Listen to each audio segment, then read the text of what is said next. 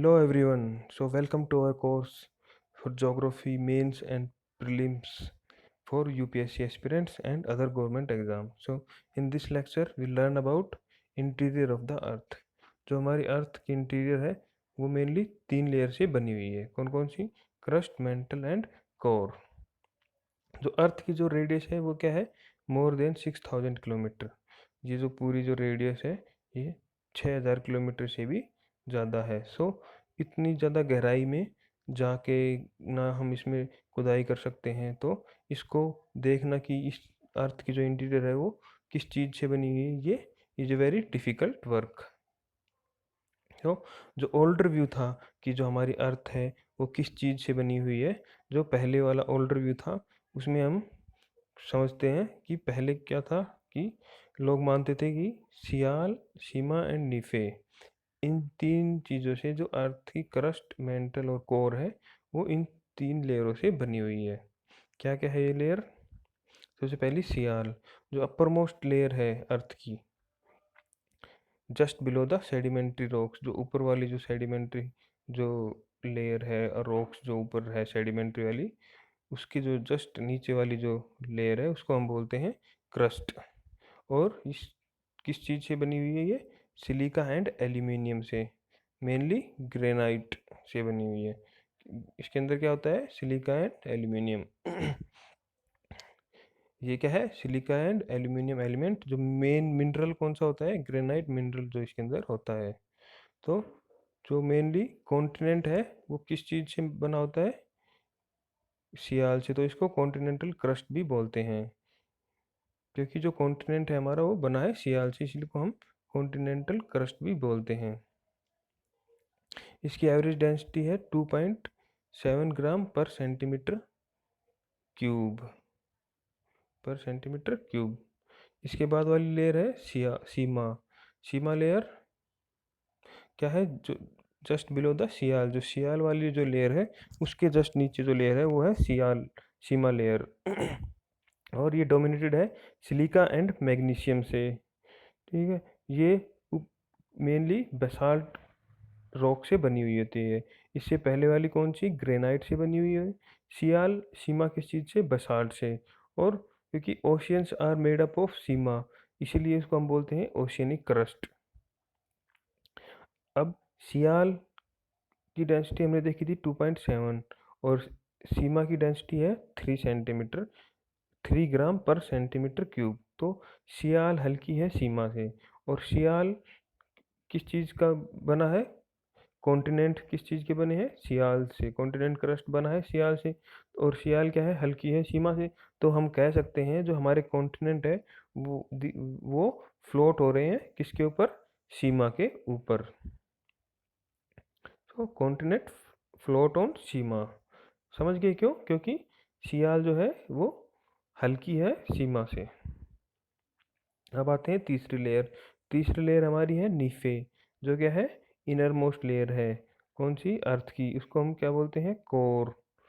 और composed of nickel and iron. Nife मतलब Na निकल, Fe आयरन. ये था ओल्ड रिव्यू. अभी नए नए सोर्सेज आए, नई नई टेक्नोलॉजी आई, तो हमें जो ये जो व्यू था इसमें कुछ चेंजेस आए. वो चेंजेस किस वजह से आए? किन किन सोर्सेज की वजह से ये सब आए? तो सबसे पहले 2 टाइप के सोर्सेज है जिसकी वजह से हम समझते हैं कि हमारी अर्थ है जो किस चीज़ से बनी हुई है. तो इसमें एक डायरेक्ट है, एक इनडायरेक्ट है. तो सबसे पहले है डायरेक्ट. डायरेक्ट कैसे कि हम गड्ढा खोद दें अर्थ के अंदर, डिगिंग ए होल. लेकिन अर्थ के अंदर हम सिर्फ 3 किलोमीटर तक अर्थ के लैंड के ऊपर, और ओशियंस में 12 किलोमीटर तक ही केवल उसको गहराई में खोद सकते हैं. उसके आगे क्योंकि टेम्परेचर और प्रेशर बढ़ता है जैसे जैसे हम गहराई में जाते हैं, तो जिसकी वजह से हम इससे ज़्यादा डीप में नहीं जा सकते, डिग नहीं कर सकते अर्थ को. तो सबसे जो डीपेस्ट माइन है, जो गोल्ड माइन है अफ्रीका के अंदर, मोपेंग माइन जो है वो है 3.9 किलोमीटर की. ये जो वर्ल्ड की जो डीपेस्ट माइन है, इससे गहरा आज तक नहीं खोद पाए हैं हमारी इतनी टेक्नोलॉजी के बावजूद भी. कहाँ अर्थ की जो रेडियस है वो है 6378 किलोमीटर अप्रोक्स. तो अप्रोक्स मान लो 6000 किलोमीटर जो है अर्थ की रेडियस है, और ये है 3.9 किलोमीटर। सो 3.9 किलोमीटर मतलब ये तो कुछ भी नहीं है। तो जस्ट 3.9 किलोमीटर तक ही हम गड्ढा खोद सकते हैं। दूसरे क्या है? दूसरा सोर्स है वोल्केनो। वोल्केनो जो मैग्मा बाहर आता है अर्थ के अंदर से वोल्केनो के टाइम, उससे हम पता कर सकते हैं, लेकिन उसकी भी क्या लिमिटेशन है? वो सिर्फ 200 किलोमीटर तक ही आता है, क्योंकि जो क्या आता है, एस्थनोस्फेयर हमारी लेयर है वो 200 किलोमीटर तक ही है। तो जो वो लावा आया वो हमें सिर्फ जानकारी देगा 200 किलोमीटर की, लेकिन हमारी अर्थ कितनी है? 6 more than 6000 किलोमीटर। सो इससे भी हमें कंप्लीट इन्फॉर्मेशन नहीं मिल पाई। तो ये तो थे डायरेक्ट सोर्सेज। इसके बाद आते हैं इनडायरेक्ट सोर्सेज।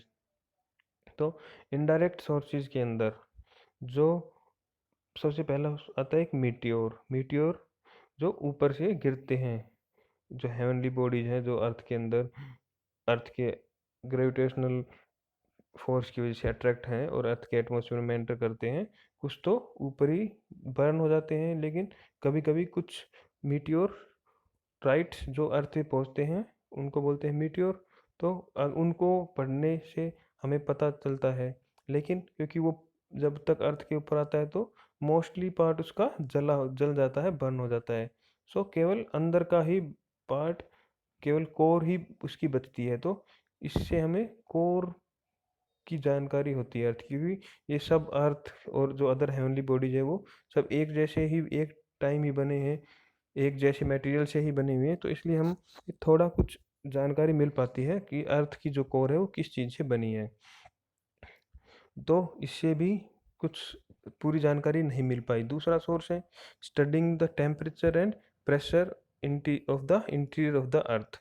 तो जैसे हम नीचे जाते हैं वैसे वैसे क्या होता है, टेम्परेचर और प्रेशर इंक्रीज होता है।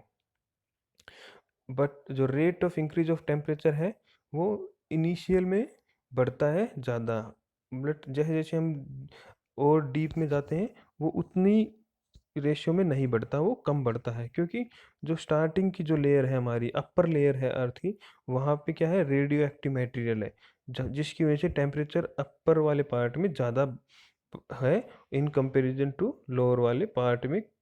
मीन्स अपर वाले पार्ट में बहुत तेज़ी से टेम्परेचर बढ़ता है।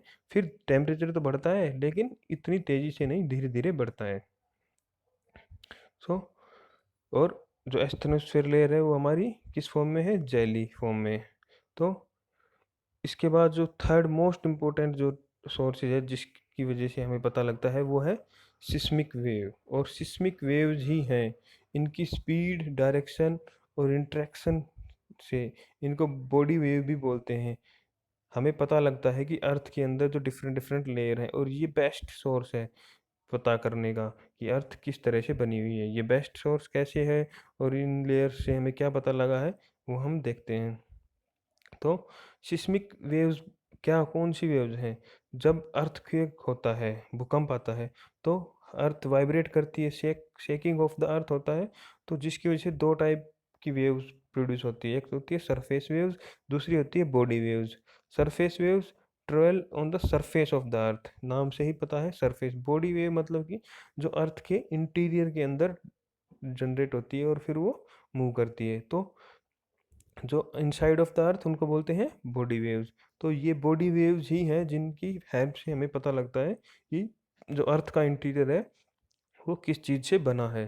तो बॉडी वेव्स क्या है? जो ट्रेवल इनसाइड द अर्थ। ठीक है। तो कौन कौन सी बॉडी वेव्स होती हैं? Two types of body waves होती हैं, एक तो पी वेव्स, दूसरी एस वेव्स। तो इनकी क्या करेक्टरिस्टिक्स हैं? तो सबसे पहले पी वेव्स जो सबसे पहले रिकॉर्ड होती है, first wave to be recorded on seismograph. Seismograph क्या है?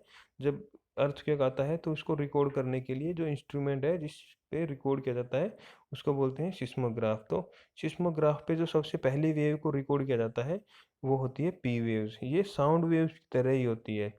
मीन्स दे सॉलिड, लिक्विड और सॉलिड, लिक्विड और गैस तीनों के मीडियम के अंदर ये मूव कर सकती है, ये ट्रेवल कर सकती है, सॉलिड में भी चल सकती है, लिक्विड में भी और गैस में भी। और इनकी स्पीड मीडियम डेंसर, जितना ज़्यादा डेंसर मीडियम होगा उतना ही इनकी स्पीड ज़्यादा होगी। Denser the medium, greater will be the speed. तो दूसरा क्या है कि ये किस तरह से मूव करती है, कंप्रेशन एंड रेयरफैक्शन, मतलब कि स्ट्रेच एंड स्क्वीज, जिस डायरेक्शन में मूव करती है उस डायरेक्शन में स्ट्रेच होती है, खिंचती है, और स्क्वीज मतलब कंप्रेस होती है। तो इस तरह से स्ट्रेच एंड स्क्वीज करती है पार्टिकल्स को जिस डायरेक्शन में ये मूव होती है। तो इस तरह से जो पी वेव है ये प्रोपोगेट करती है, चलती है। दूसरा क्या है, अब इस तरह से स्ट्रेच और स्क्वीज होती हुई चलेगी तो क्या करेगी, जो पार्टिकल्स है वो किस डायरेक्शन में मूव करेंगे, जिस डायरेक्शन में वेव प्रोपोगेट हो रही है, मतलब वेव इस डायरेक्शन में चल रही है, तो जो जिस पार्टिकल्स जिस बॉडी के अंदर से जाएगी तो उसके पार्टिकल भी इसी डायरेक्शन में मूव करेंगे। तो सबसे क्योंकि सबसे पहले रिकॉर्ड की जाती है तो सबसे फास्टेस्ट इसकी स्पीड होती है और इंटेंसिटी कम होती है, प्रभाव थोड़ा कम होता है इन कंपेरिजन टू दूसरी वेव्स। कौन सी वेव्स है वो, एस वेव्स। एस वेव्स क्या है, इनकी speed half of the speed of P waves. P waves की जितनी स्पीड है उनसे आधी स्पीड की है ये, जिसकी वजह से ये दूसरे नंबर पे रिकॉर्ड की जाती है। और ये किस तरह से मूव करती है पार्टिकल्स को, ये up and down. P waves तो जिस डायरेक्शन में मूव करी थी उसी डायरेक्शन में, लेकिन ये अप एंड डाउन जो है पार्टिकल्स को मूव करती है। मीन्स वेव इस तरह से इस डायरेक्शन में मूव कर रही है तो ये जिस बॉडी या रॉक पार्टिकल्स के अंदर जाएगी उसके पार्टिकल्स को अप एंड डाउन मूव करेगी, मतलब perpendicular to the direction of the motion of the wave. और और क्या प्रॉपर्टी है, ये केवल सॉलिड के अंदर से ही पास होती है। मतलब क्या होगा, मान लो ये अर्थ है, अर्थ के अंदर जहाँ जहाँ से ये पास हो रही है मतलब वहाँ सॉलिड है, इस जगह से पास नहीं हुई मतलब ये क्या है, लिक्विड पार्ट है। तो इस वजह से इस तरह से हमें इन सब से पता लगता है कि अर्थ का इंटीरियर कैसा है। मान लो अर्थ है, अर्थ अर्थ के अंदर अब पी वेव ट्रेवल किया तो उसकी स्पीड कहीं ज़्यादा हो गई, फिर कम हो गई, फिर ज़्यादा हो गई। तो ये सब कहाँ रिकॉर्ड किया जाता है, सिस्मोग्राफ। अर्थ के ऊपर जगह जगह पे सिस्मोग्राफ स्टेशन होते हैं। तो उन सब स्टेशंस पे जो जब भूकंप आता है तो ये वेव्स निकलती है पी एंड एस, तो उनको रिकॉर्ड किया जाता है, उनकी स्पीड मापी जाती है। डिफरेंट डिफरेंट स्टेशन है दुनिया अर्थ के ऊपर हर जगह पे, कुछ कुछ डिस्टेंसेस पे, और वहाँ पे इनकी स्पीड, इनकी पता चेक किया जाता है कि इनकी स्पीड कितनी है, इनकी प्रेजेंस है, एस वेव्स कहाँ है, पी वेव्स कहाँ मिली कहाँ नहीं मिली। तो इन सब चीज़ों को रिकॉर्ड करके पता लगता है कि अर्थ का इंटीरियर कैसा है। So change in the direction and velocity is due to, जो किसी भी वेव्स की विंड की डायरेक्शन और वेलोसिटी कब चेंज होती है, जब उसका मीडियम चेंज होता है। मतलब जब एक मीडियम से दूसरे मीडियम में ट्रेवल करती है, ये सॉलिड से लिक्विड में या गैस में, या कम डेंसिटी से ज़्यादा डेंसिटी वाले मीडियम में जाती है, तो उनका क्या होता है, वेलोसिटी चेंजेस होती है। और दूसरा क्या होता है, रिफ्रैक्शन।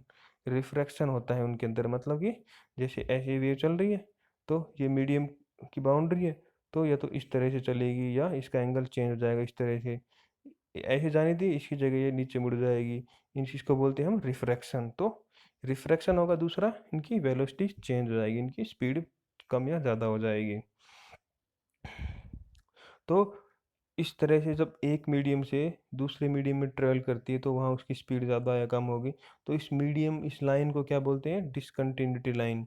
तो ये दो लाइन होती है, जो क्रस्ट और मेंटल के बीच में है उसको बोलते हैं मोहो डिसकंटिन्यूटी, और मेंटल और कोर के बीच में जो डिसकंटिन्यूटी है उसको बोलते हैं ग्यूटनबर्ग डिसकंटिन्यूटी। तो एस वेव की प्रॉपर्टी क्या है, हमने अभी पढ़ा था कि वो केवल सॉलिड में पास होती है, मतलब लिक्विड में पास नहीं होती। तो इससे हमें पता लगा जो हमारे आउटर कोर है वो लिक्विड है, क्योंकि वहाँ से एस वेव्स पास नहीं होती, जो कि हमें डायग्राम में देखेंगे कि एस वेव्स और पी वेव का शैडो जोन, मतलब कि जहाँ पे एस वेव्स और पी वेव्स प्रेजेंट नहीं है, इसमें डायग्राम में देखते हैं। तो जब इस तरह से मान लो यहाँ इस पॉइंट पे अर्थक्वेक आया, तो वहाँ से वेव्स इस तरह से ट्रेवल किया हर डायरेक्शन में, इस तरह से पूरी अर्थ के ऊपर। तो अर्थ के ऊपर क्या थे, डिफरेंट डिफरेंट सिस्मोग्राफिक स्टेशन बनाए गए थे, यहाँ यहाँ यहाँ यहाँ। तो उन पे इन वेव्स को रिकॉर्ड किया गया, तो रिकॉर्ड किया गया तो पाया कि इस एरिया के अंदर पी वेव्स नहीं है, इस एरिया के अंदर पी वेव्स नहीं है, और इस पूरे एरिया के अंदर यहाँ से लेके यहाँ तक एस वेव्स है ही नहीं। तो इन सब से पता लगा कि ऐसे यहाँ तक आई और फिर ये इस तरह से मुड़ गई, यहाँ से आई इस तरह से डाइवर्ट हो गई, क्योंकि ये जो जोन है, जो हमारी आउटर कोर है वो कैसी है, लिक्विड लिक्विड फॉर्म में है, इस वजह से एस वेव्स आ ही नहीं पाई वहाँ पे। दूसरा क्या है कि यहाँ पे आई तो पी वेव आई, इनकी स्पीड कम हो गई, क्योंकि लिक्विड लिक्विड में स्पीड कम हुई, फिर सॉलिड में फिर ज़्यादा हो गई। इस तरह से यहाँ से आई, लिक्विड में कम हुई, सॉलिड में फिर ज़्यादा हो गई, तो एक शैडो जोन बना। तो इस तरह से हमें पता लगा कि ये तो लिक्विड है, लेकिन ये अंदर वाला भाग क्या है, सॉलिड पोर्शन है, क्योंकि यहाँ पे पी वेव्स की वेलोसिटी कम हो गई, ज़्यादा हो गई। अगर मान लो ये भी लिक्विड होता तो ये इस तरह से कम होती होती होती फिर यहाँ पे आती, लेकिन अभी ये यहाँ पे कम हुई, फिर यहाँ पे एकदम तेज हो गई, फिर कम हुई, तो इस तरह से ये इस तरह से रिफ्रैक्ट हुई। तो इससे हमें पता लगा कि जो हमारा सॉलिड जो इंटीरियर है कोर, वो सॉलिड रूप में, सॉलिड फॉर्म में है। ये शैडो फॉर्म है, जो डायग्राम है, एस वेव्स की शैडो 103 डिग्री तक, इससे ऊपर से लेके 103 डिग्री तक ही आती है, इसके बाद एस वेव्स हमें नहीं मिलती, तो ये एस वेव का शैडो जोन हो गया। और पी वेव का शैडो जोन कौन सा हो गया, 103 डिग्री से लेके 142 डिग्री तक, इन इस डिग्री के बीच में हमें एस पी वेव्स नहीं मिलती। तो इस तरह से पता लगा इन सब चीज़ों से कि हमारा अर्थ का इंटीरियर कैसा है। और उसके बाद है सरफेस वेव। सरफेस वेव जो, जब ये पी और एस वेव सरफेस के ऊपर पहुंचती है, उसके बाद जो वेव प्रोड्यूस होती है उनको बोलते हैं सरफेस वेव्स। जो क्या होती है, सबसे स्लो होती है, धीरे, लेकिन सबसे डिस्ट्रक्टिव जो होती है वो यही होती है, जो अर्थ के ऊपर जो सब बहुत इतना ज़्यादा डिस्ट्रक्शन होता है, वो सरफेस वेव्स की वजह से ही होता है। अब देखते हैं कि मॉडर्न व्यूज़ में किस तरह से अर्थ के डिवाइड किया गया है डिफरेंट डिफरेंट लेयर्स के अंदर, ही क्रस्ट, मेंटल और कोर में। तो इस डायग्राम में देखते हैं, इस डायग्राम में देखो, ये क्रस्ट, ये मेंटल और ये अंदर वाली कोर। सो क्रस्ट, मेंटल और कोर तीन लेयर हैं। तो सबसे ऊपर वाली क्रस्ट, फिर मेंटल, फिर कोर। अब कोर में इनर कोर, आउटर कोर, और एक लेयर है हमारी लिथोस्फेयर। लिथोस्फेयर लेयर कौन सी है, क्रस्ट और जो मेंटल का जो ऊपर वाला भाग है जो कि सॉलिड है, उसको बोलते हैं लिथोस्फेयर। लिथोस्फेयर बनी है क्रस्ट प्लस अपर मेंटल से। और उसके बाद एक लेयर है एस्थनोस्फेयर। एस्थनोस्फेयर किस में आती है, मेंटल में आती है। और ये क्या है, मोल्टन फॉर्म में है। जो मैग्मा हमारा, जब वोल्केनो प्रोड्यूस होते हैं तो जो मैग्मा प्रोड्यूस होता है वो यहीं से निकलता है, जो मैग्मा चैम्बर भी बोलते हैं इसको, क्योंकि ये मोल्टन फॉर्म में है, और जो भी मैग्मा आता है वो यहीं से आता है वोल्केनोज में। सो इन लेयर्स को पढ़ते हैं डिटेल में। सो क्रस्ट, क्रस्ट क्या है, अपर मोस्ट लेयर है, वो डिवाइड है कॉन्टिनेंटल और ओशियनिक क्रस्ट में। ये देखो डायग्राम में, इसमें जो ब्लू वाला, ये वाला जो है ओशियनिक क्रस्ट, और ये वाली जो लेयर है ये है कॉन्टिनेंटल क्रस्ट। तो क्रस्ट को दो भाग में डिवाइड किया, कॉन्टिनेंटल एंड ओशियनिक क्रस्ट। और ये 1% ऑफ द वॉल्यूम, अर्थ का जो पूरा वॉल्यूम है उसका केवल 1% भाग ही किसका है, क्रस्ट का।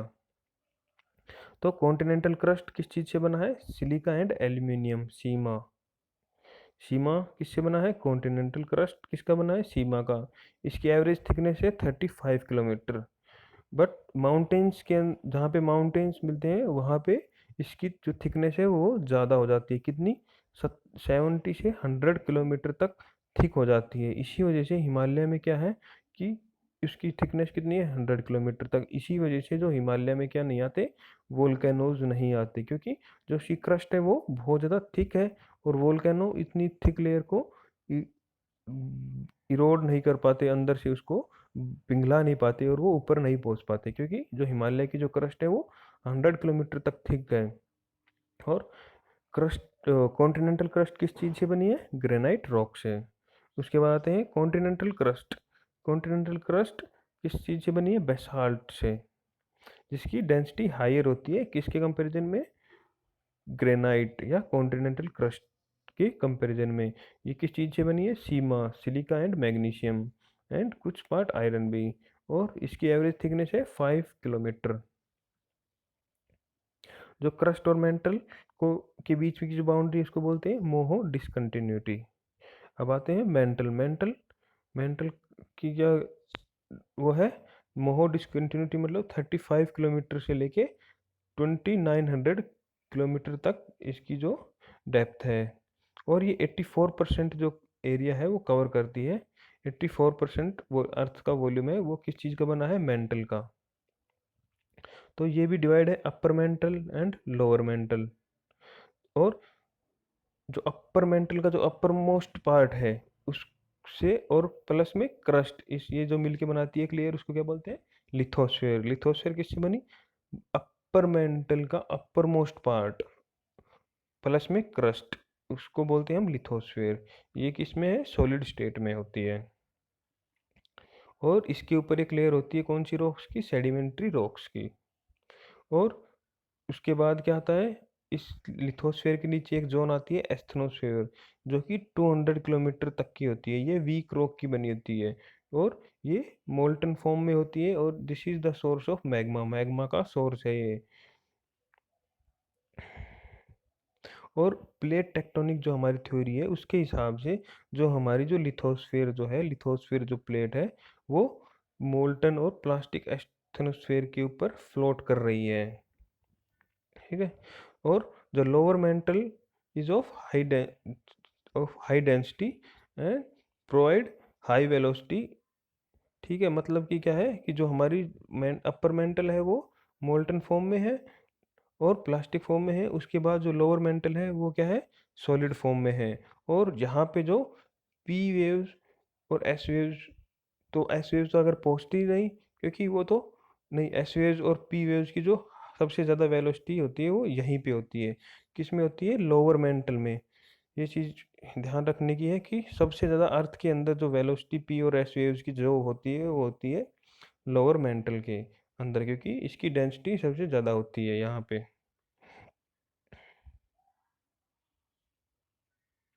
और कोर जो थर्ड लेयर है वो टू 2900 किलोमीटर से 6400 किलोमीटर तक, जो इसकी जो वो डेप्थ है वो इतनी है। ये हम किस चीज़ को में बात कर रहे हैं, ये रेडियस में। ये ये अर्थ है, तो यहाँ से लेके यहाँ तक ये कुछ पार्ट तक, उसके बाद 2900 किलोमीटर, और फिर इस तरह से 6400 किलोमीटर। तो ये हो गई ऊपर वाली क्रस्ट, फिर मेंटल, फिर कोर। तो ये जो इसकी एवरेज डेप्थ है। और इसकी जो परसेंटेज है 16% या 14%। इसकी जो टोटल वॉल्यूम है 14 to 16% वॉल्यूम है अर्थ का। किस चीज़ का बना है, कोर का। It is the inner most layer. और किस चीज़ का बना है, आयरन एंड निकल का। इसको डिवाइड किया गया है इनर कोर और आउटर कोर। आउटर कोर जैसे कि हमने देखा लिक्विड फॉर्म की है। ये कैसे पता लगा, क्योंकि आउटर कोर में एस वेव्स नहीं पहुंच पाती और इसके अंदर टेम्परेचर कंपेरेटिवली ज़्यादा होता है एज कंपेयर टू प्रेशर, जिसकी वजह से जो लिक्विड फॉर्म में है कौन सी, हमारी आउटर कोर। और दूसरा क्या है कि जब आउटर कोर, अर्थ हमारी रोटेट कर रही है, तो आउटर कोर जो है लिक्विड फॉर्म में है और इसके नीचे कौन सी है, सॉलिड। सॉलिड कौन सी, इनर कोर। तो इनर कोर के ऊपर जब आउटर कोर रोटेट करती है, क्योंकि अर्थ भी रोटेट कर रही है, और इनर कोर हमारी इनर कोर किस चीज़ से बनी है, वो आयरन से बनी है, चार्ज पार्टिकल से, तो जिसकी वजह से एक मैग्नेटिज्म प्रोड्यूस होता है, जिसको बोलते हैं जियो मैग्नेट।